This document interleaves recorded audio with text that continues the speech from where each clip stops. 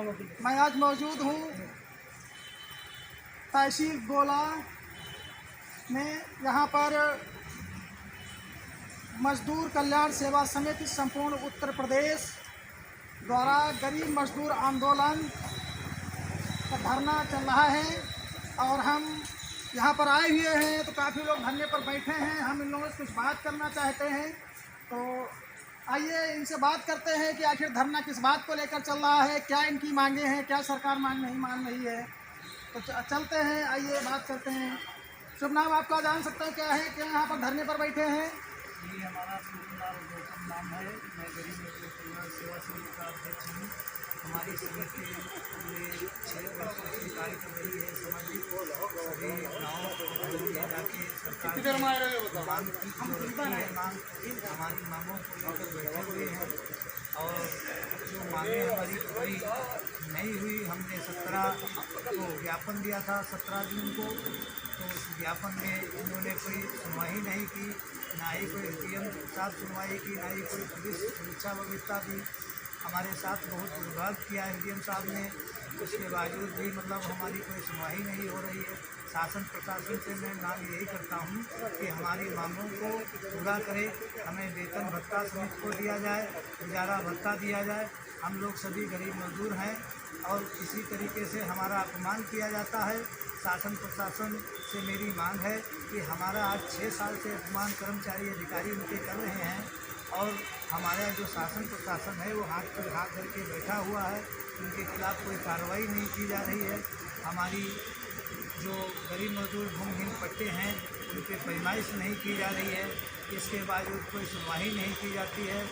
उसके बावजूद भी हम लोग यहाँ इसलिए बैठे हुए हैं कि हमारी जो मांगे पूरी सरकार कर देगी तभी हम लोग जाएंगे, अंततः हम लोग अनशन पर से नहीं जाएंगे। मेरी शासन प्रशासन से यही मांग है कि वो हमारी मांगों को जल्द से जल्द पूरा कराया जाए। जय हिंद, जय भीम, जय भारत। आपका कहना है कि हमारी मांगे हैं, तो कौन कौन सी आपकी मांगे हैं? हमारी मांग एक तो समिति को 5 साल कार्य करते हो गया है, वेतन भत्ता सरकार ने नहीं दिया। सभी जो संस्थाएं हैं उनको किसी ने 13 करोड़, किसी ने 14 करोड़ दिया हुआ सरकार ने। हमारी गरीब मजदूर कल्याण सेवा समिति को कोई चंदा अनुदान नहीं दिया गया और सरकार इसलिए काहे पर काम कर रही है? समिति कौन सा काम कर रही है जो सरकार से भत्ता और चंदा मांग रही है? तो आखिर सरकार किस बेस पर दे? कौन सा समिति ऐसा काम कर रही है जो जिससे सरकार का फायदा हो रहा है या समाज का फायदा हो रहा है? सरकार जो हम लोगों ने आज जो सरकार बनी हुई है वो हमारी समिति की ही देनी है। जो प्रधानमंत्री मुख्यमंत्री बने बैठे हैं, हमने गांव-गांव, घर-घर जाके ये योजनाएं मांगी, शौचालय मांगे, आवास मांगा, तेल नमक दाल मांगा, भत्ता मांगा, कोरोना काल में प्रधानमंत्री से दवाई इलाज के लिए मांगा। हमने 550 रुपये प्रधानमंत्री मुख्यमंत्री से मांगा। आज भी हमारा ज्ञापन प्रधानमंत्री जी को है। हम लोग इस तरीके से काम करते हैं।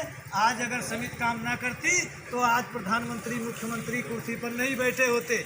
अगर हमारी समिति को किसी वेतन भत्ता नहीं दिया गया तो ये शासन प्रशासन से हम लोग अपना हाथ समेट लेंगे गरीबों को। कहने का मतलब है कि आपने जो है सरकार वोट से बनती है। सरकार वोट एक आपकी वोट से तो नहीं बनी होगी, आपने वोट सपोर्ट किया होगा। आपने 500 रुपये मांगे, 1000 मांगे, लेकिन 500 रुपये 1000 रुपया मांगने से क्या आपका कल्याण होगा? कभी आपने रोजगार मांगा है?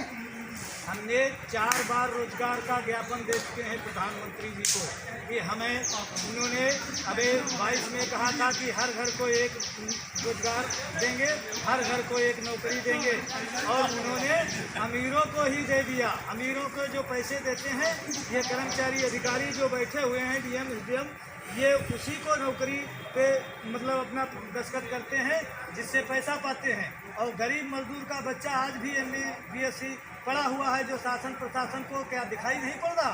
वो उनको सब कुछ जान रहे हैं। उसके बावजूद भी वो दलाल लोग जो लगे हुए हैं और दलाल अपने ही बच्चों को लगाते। हमारे गरीब मजदूरों के MSc BSc बच्चा किए हुए पड़े हैं, उन पर कोई शासन प्रशासन ध्यान नहीं देता और नाम रोज लेते हैं कि गरीब मजदूरों को मैं ये दे रहा हूँ, वो दे रहा हूँ, फलाना दे रहा हूँ। हैं इस तरीके से क्या बात आपको करते हैं। पता है कि गरीब मजदूरों की आवाज़ सरकार तक पहुंच पाती है? क्या सरकार आपकी आवाज़ को ध्यान में रखते हुए, आपकी बात को ध्यान में रखते हुए कुछ निष्कर्ष निकालेगी? मुझे तो नहीं लग रहा है कि आपके अधिकार इसे बैठने से मिल जाएंगे, क्योंकि आज लोकतांत्रिक शासन प्रणाली है, लोकतंत्र का शासन है। लोकतंत्र के शासन में वोट का अधिकार है। अगर आप चाहें तो सरकार को गिरा भी सकते हैं। जी, हमारी समिति जो काम करती है वो गरीब मजदूरों के अंतर्गत काम करती है, उनके न्याय अधिकार दिलाने का काम करते हैं, तो वो हमारे साथ जुड़े रहते हैं। हम लोग चाहें तो सरकार गिर भी सकती है, और हम लोग सरकार के साथ, प्रधानमंत्री मुख्यमंत्री के साथ मौजूद है। हर वक्त हमने कंधे से कंधा लगा के काम किया है, गरीब मजदूरों को समझा के, तभी आज सरकार में बैठे हुए। हमारी समिति की ही सुनवाई नहीं की जाती, समिति के पदाधिकारियों की कोई सुनवाई नहीं की जाती। हम लोग इसी बात से बैठे हुए हैं कि हमारी क्यों नहीं सुनवाई की जाती। और मेन मकसद आपका क्या है? सरकार से आपकी मेन कौन सी मांग है, जो जिस मांग के लिए आज यहाँ पर धरना पर बैठे हैं, वो अपनी मांग जो है बताएं। हमारी मेन मांग है गुजारा भत्ता समिति के पदाधिकारियों को दिया जाए, और माननीय प्रधानमंत्री, माननीय मुख्यमंत्री जी की पट्टा की पैमाइश जल्द से जल्द कराई जाए, क्योंकि उनको रोजगार कुछ ना कुछ तो मिल जाए। शासन प्रशासन से आपकी मांग है पट्टों की नाप कराई जाए, पट्टे जो भूमिहीन लोग हैं उनको पट्टे किए जाएं, और पट्टों के साथ साथ जो पट्टे जिनके कब्जे उनके कब्जे किए जाएं, और जो समिति है, समिति के लोगों को मानदेय दिया जाए। ये यहाँ के जो समिति के लोग बैठे हुए हैं, इनकी ये मांग है, और शासन प्रशासन की मांग को नहीं सुन रहा है, इसीलिए धरने पर बैठे हुए हैं। और जबकि सरकार ने अभियान भी चला रखा है कि पट्टा नहीं वो जानते हैं। अब जब यही नहीं, जब बड़ा अधिकारी हमारा नहीं जानेगा तो छोटा अधिकारी तो भ्रष्टाचार करेगा। इसलिए हमारी कोई पैमाइश या कोई सुनवाई नहीं हो पाती। हमारी एक सुरक्षा व्यवस्था हम लोग आज 21 दिन से आज 6 साल से मांग रहे हैं। कोई पुलिस वाला या कोई यहाँ मतलब कोई सुरक्षा व्यवस्था नहीं हमारी करते, क्योंकि हम लोग गरीब मजदूर हैं। और जो सरकार गरीब मजदूरों की सुरक्षा व्यवस्था नहीं कर सकती, वो देश की रक्षा क्या करेगी? मैं कहता हूँ प्रधानमंत्री जी से, जो हमारी गरीब मजदूरों की सुरक्षा नहीं कर सकते, वो पूरी देश में भारत माता की जय क्या बोलेंगे? क्योंकि भारत माता जी के जो वीर हैं वो हम लोग गरीब मजदूर ही हैं, क्योंकि हम लोग इस तरीके से मजदूरी मेहनत करके अपना जीवन करते हैं, फिर भी हम अपने देश का सम्मान करते हैं, अपने देश पे गर्व करते हैं। आज वो प्रधानमंत्री जी, धरना कितने दिनों से चल रहा है?